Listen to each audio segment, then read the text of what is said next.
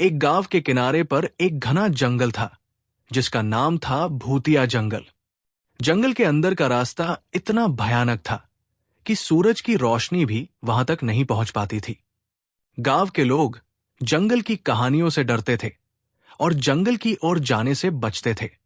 कहा जाता था कि जंगल में एक बहुत पुरानी और जर्जर हवेली खड़ी थी जिसमें एक राजा की आत्मा रहती थी। राजा अपनी मौत से कुछ ही दिन पहले आशीर्वाद प्राप्त करने के लिए उस हवेली में गया था, लेकिन वो वापस नहीं लौटा और उसकी आत्मा वही कैद हो गई। एक दिन गांव में एक साहसी युवक अर्जुन आया। उसने गांव वालों से जंगल के बारे में सुना और उसने ठान लिया कि वह रहस्य की पड़ताल करेगा।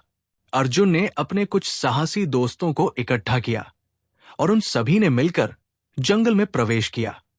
जंगल में प्रवेश करते ही उन्हें भयानक आवाजें सुनाई देने लगी। पेड़ों के पत्ते सरसराने लगे और ठंडी हवा उनके कानों में फुसफुसाने लगी। अर्जुन और उसके दोस्तों ने हिम्मत जुटाई और आगे बढ़ते रहे।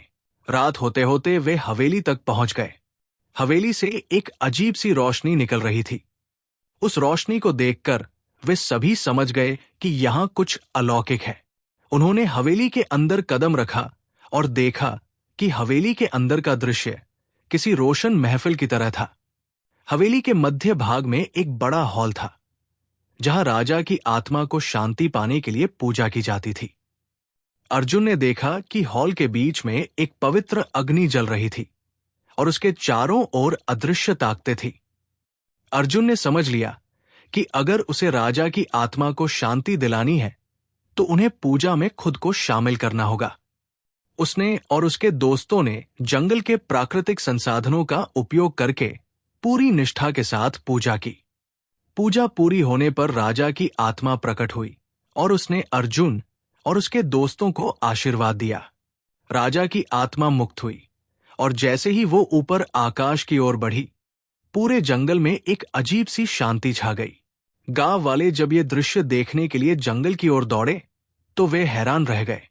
उन्होंने देखा कि जंगल का अंधेरा नर्म हो गया था और पत्तियों की सरसराहट मानो किसी सुखद संगीत में बदल गई थी।